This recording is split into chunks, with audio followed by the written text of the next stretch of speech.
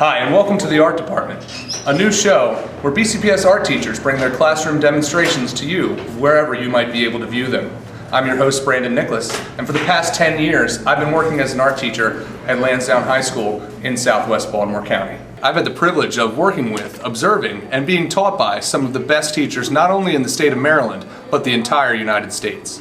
I've had some tremendous artistic experiences in Baltimore County through professional development, continuing education, and simply observing the high-quality student artworks that come out of Baltimore County Public Schools.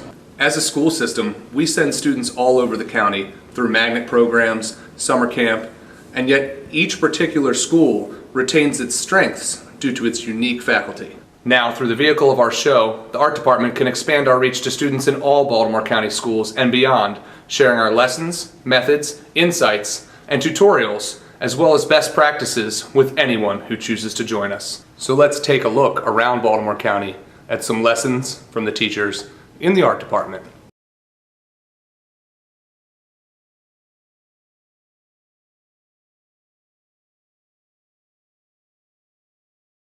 The thing with teaching art and making art at the same time is that there's kind of a blurring of those lines that happen, and the teachers that I was working with initially, we were really interested in that idea. So Demo Studio started 4 years ago with a group of teachers, some of whom are here today, Jen McBrien, who will be presenting, and Sherry Fisher, and also Jesse Dortzbach. And the idea really came about as an idea about just even archiving the experience of teaching and the visual ephemera that comes from the practice of teaching. From that process, a point or a question sort of came up in my mind about our role as teachers. And as I think about that, when we are teaching, if the things that we show our students aren't treated like art, then it's hard for us to expect our students to take that art seriously.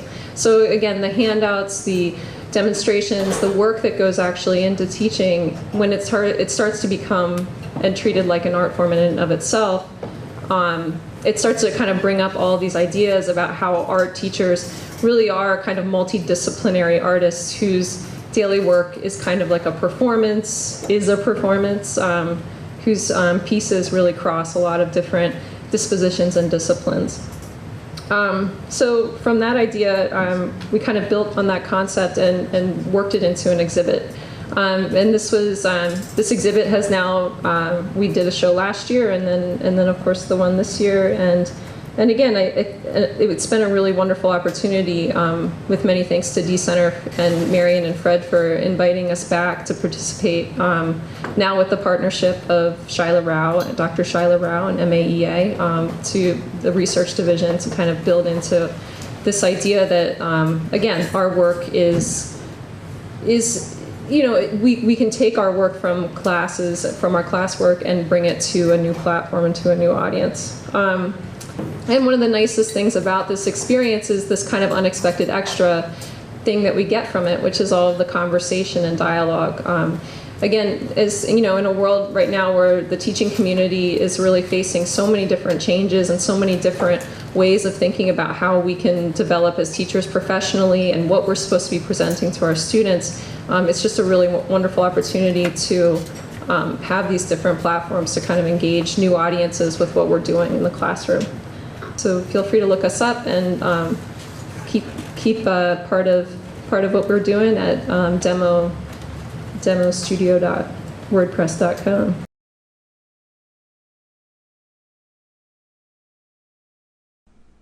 Alright, in this quick little tutorial we're going to take a look at layers inside of Photoshop. Remember, the entire point behind layers is that you're going to organize the work that you're doing. So if you need to change or edit anything, you don't have to start from scratch. So what I've got here is a regular 5x7 file that we're going to work on. You'll notice that over here it says background, which basically means that this is the bottommost point of my file, the spot that I don't want to work on. So if I'm coming in here and let's say I want to draw something, or I'm going to add a photo, something along those lines, I need to come down here to the bottom and find where it's got that new layer button. And all I want to do is click on that one time. It looks like a piece of paper with a folder or a corner folded up. I put my mouse on it long enough, it says create a new layer, so go ahead and click that once. The shortcut for that is also Control Alt Shift and then the letter N all at once. When I create a new layer, you notice it appears above background. They will always appear above wherever you're clicked. And you'll see that it's checkerboard. Checkerboard means that it is transparent. So I'm going to grab a paintbrush. It's just B on my keyboard, and that's right over there. And on layer 1, I'm just going to go ahead and draw out something simple. Good old scribble, right? And after I've got my scribble down there, let's say, for instance, I want to go and create another one. So I'm going to come down and click on my new layer button. And I have layer 2. I'm going to change my color. There's that color picker. I can move it around to whatever I want. And then I got to click in that box to make sure I actually get it.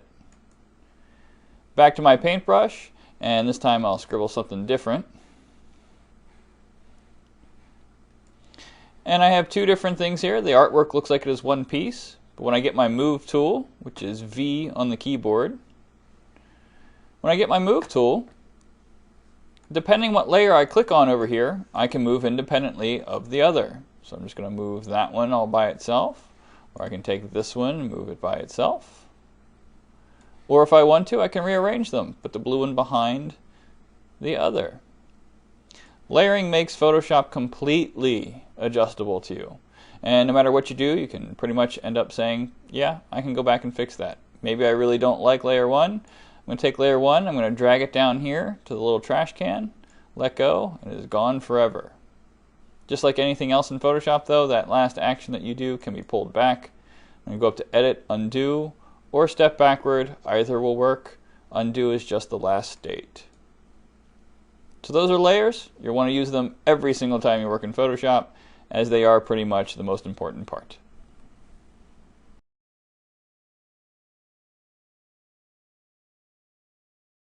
And this is just like your typical street painter in Europe. They just go all around different cities making copies of famous artwork. And they work off tips. And they were shocked to go into Italy, and then there's like, all these people speaking all these different languages, and there's little old me, yeah, I speak English. Yeah, what do you want to know? And they're like, oh, well, we want to do a festival back in California. Like, can you come help us? I'm like, oh, yeah, sure. You pay my flight. And so, anyways, I went to San Diego, and then I went to Santa Barbara, and then was all around Los Angeles, and kind of like where they were starting all these different festivals. And then I started teaching people, like, what we were doing in Europe, like the different materials we were using, how we were making the materials, and so on. Once you're finished, it's an accomplishment, and you really don't feel like, you enjoy working with everybody around you, you're happy, and, everybody's patting everybody on the back. It's not about, like, who's better than who. Now, cities are actually making areas specifically for people to do chalk drawings. So this is in Frankfurt, in Germany, and the metro system. And they actually dug up the pavement to put in stone so people could draw on the pavement. And now I start also doing workshops. So later on today, this is what we're going to be doing outside, is we're going to be doing a workshop just like this high school class here. So what I did is I got 10 feet on the side, and this line I'm going to be using. So when I go into pavement, I try to use any lines that I find, because generally they're going to be straight and even. So for example, the width is 10 feet, an easy number to work with. This is a straight line, so I don't have to make the center line that's in my grid. It's already made for me. Keep your body moving so you don't get cramped up after a while. You can see the pastels. These are just regular soft pastels. I buy pigments by kilos. It's called Kramer pigment. It's in New York City. It's Kremer, or natural pigments. And I use little pieces of carpet. Bring it to them so they're not ruining their hands. And then another interesting thing is, if you don't want your chalk drawing to wash away, hairspray. Paul Mitchell's my favorite brand. And, mine too. Yeah? Yours too, yeah. I'm going to show you how I use all these different things. And then after I'm done, you all are going to finish off the drawing. So I put in the outline first. So I see her eye. In the very beginning, I put down the base coat. It's not just one color that I put down and then I mix it together. I put various layers down.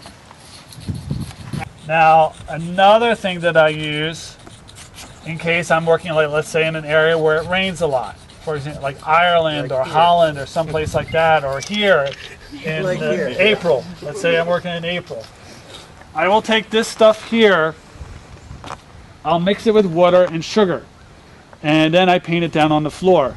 And what we do is I make really highly concentrated mixtures with the pigment and sugar, and the sugar binds it enough so it'll last maybe a year before it'll start washing away. So anyway, after I put my base color down, I start using the carpet, and I just slightly go over top of it. If you grind into it like that, you'll create a lot of dust. Now I know the kids, they love to grind, and usually there's a big dust pile coming all around them. But for yourself, just go over very, very lightly and kind of slowly mix them all together. And if I was doing this, I would have a base color of tempera, and then a base color of pastels, and now I'm going again. This time I'm going to be using my fingers so I don't create so much dust as I did before. And I'm just working on the skin now. So next, I'm going to go over again with another color. Share, be considerate to your neighbor. That is the whole point of this stuff. That's right. So grab a square and get to work. But now that I'm thinking about it. Now, if anybody's free, I did bring this. A lot of people like to look. This is my portfolio of all the places I've been doing chalk drawings. A lot of people like to look through it. You're welcome to look. I think this is her hair, the background, right? Is that what we decided? We've already been tweeting. Honestly, I've only seen it. We have Baltimore's finest working on it, so there. Funny thing is, I just showed my class at school the other day, 8th graders, image that I didn't even realize that he did, that I got from the internet. So now I feel really enthused about this whole process. I'm looking forward to taking it back to my classroom, probably in the spring, and just working with all the teachers. I've gained so much knowledge about how to the process, how to materials to use, and how this is going to be a great cooperative effort to work with my classes. There's always been this intersection between arts and agriculture from the very beginning. So we have this Arts on the Farm initiative, and we have a variety of different programs, and this is just our latest one. We wanted to have a chalk festival and bring one of the world's best chalk artists who happens to live in Baltimore City, right in our backyard, and bring him here, give the teachers the skills that they can then take back to their students, excite them about chalk art, street painting, and hopefully bring the kids back to the farm, or encourage the kids to come to the farm now that they know that this resource is here, it's free, it's open to the public. You'll hear from the Baltimore County Arts Guild. Some of you have been saying you didn't know about us, so look to hear from us via email and watch for us on Facebook. So terrific. Thank you, everybody. Great.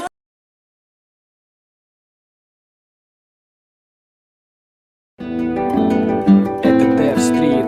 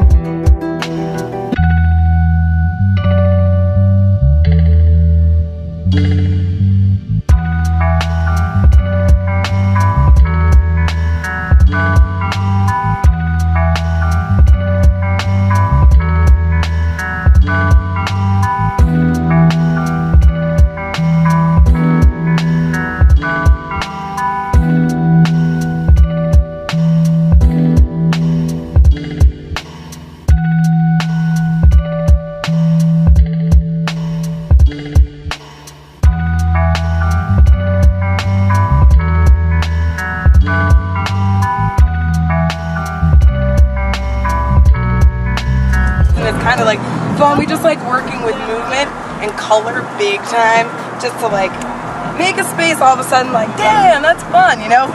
I guess, and it's just yeah, I feel like our murals are super kid friendly and we're proud of that.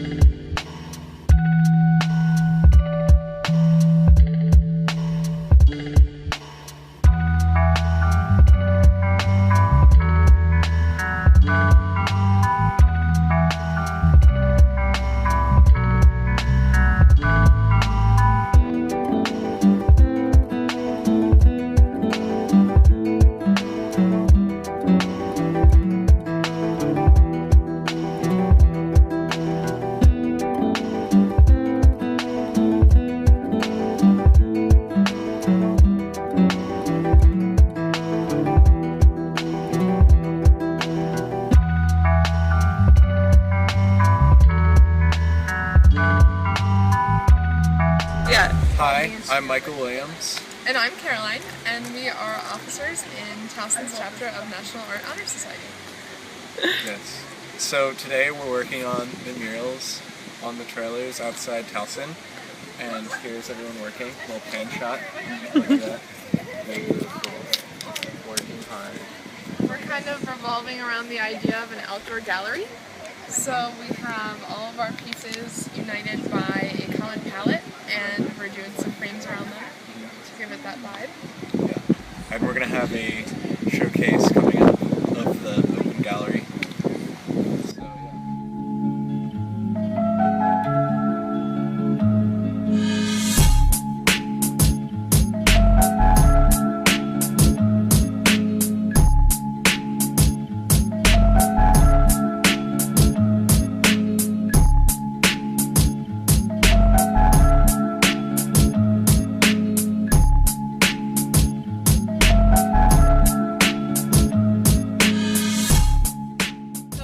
Why are we having a party? Because the murals are done!